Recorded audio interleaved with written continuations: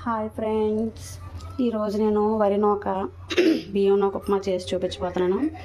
తరిగిన ఉల్లిపాయలు, టమాటా, అల్లం, బంగాళదుంప, పచ్చిమిర్చి, ఎండుమిర్చి, అలాగే ఇవ్వండి వరిపిండి. బియ్యం కడిగి ఆరబెట్టి కొంచెం నూకలాగా ఆడించుకోవాలి. చూడండి, కడాయి పెట్టాను, ఆయిల్ వేసాను, పోపు దినుసులు వేసుకుందాము. ఆవాలు, వేరుశనగ గుళ్ళు, పచ్చిశనగపప్పు, కొంచెం మినపప్పు, కొంచెం జీలకర్ర వేసి కొంచెం వేగనిద్దాం. సిమ్లోనే పెట్టి వేయించండి. కొంచెం వేగిన తర్వాత అందులోనే ఉల్లిపాయ ముక్కలు,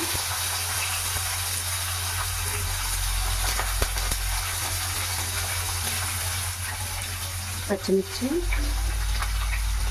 ఎండుమిర్చి వేసి కొంచెం వేగనిద్దాం. చూడండి, ఉల్లిపాయ మగ్గిపోయింది. కొంచెం అల్లం ముక్కలు వేసుకుందాము. అలాగే కొంచెం కరివేపాకు వేసుకుందాము.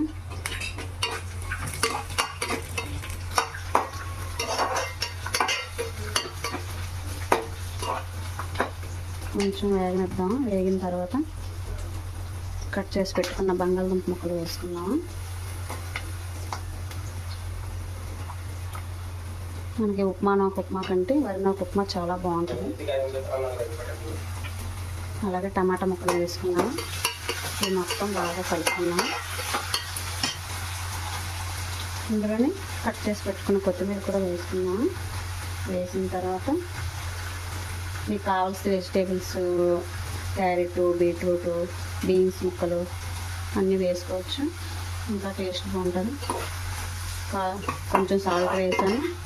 సాల్ట్ వేసిన తర్వాత కలుపుకొని కాసేపు మూత పెట్టి మగ్గనిద్దాం.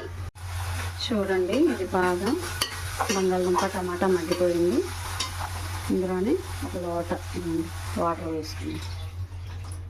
వేసుకుని ఇందాక కొంచెం సాల్ట్ వేసాను, ఇంకా కొంచెం సాల్ట్ వేద్దాం. వేసిన తర్వాత ఇది కాసేపు మూత పెట్టి మరగనిద్దాం. మరుగుతుంది. సాల్ట్ సరిపోయింది లేదా కొంచెం చూసుకోండి. తర్వాత మరిగేటప్పుడు నూక మొత్తం ఇలా వేసేయండి. నూక వేసి మొత్తం కలపండి. ఒక కప్పు నూకకి ఒక లోట వాటర్ వేయండి, సరిపోతుంది.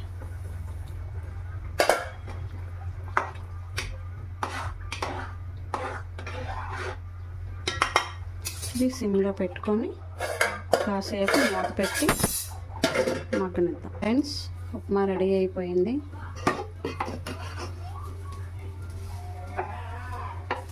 చాలా బాగుంటుంది ఉప్మా. మనకి గోధుమ నూక ఉప్మా అయితే అంత టేస్ట్ అనిపించదు, కానీ వరి నూకతో చేసిన ఉప్మా అయితే చాలా బాగుంటుంది.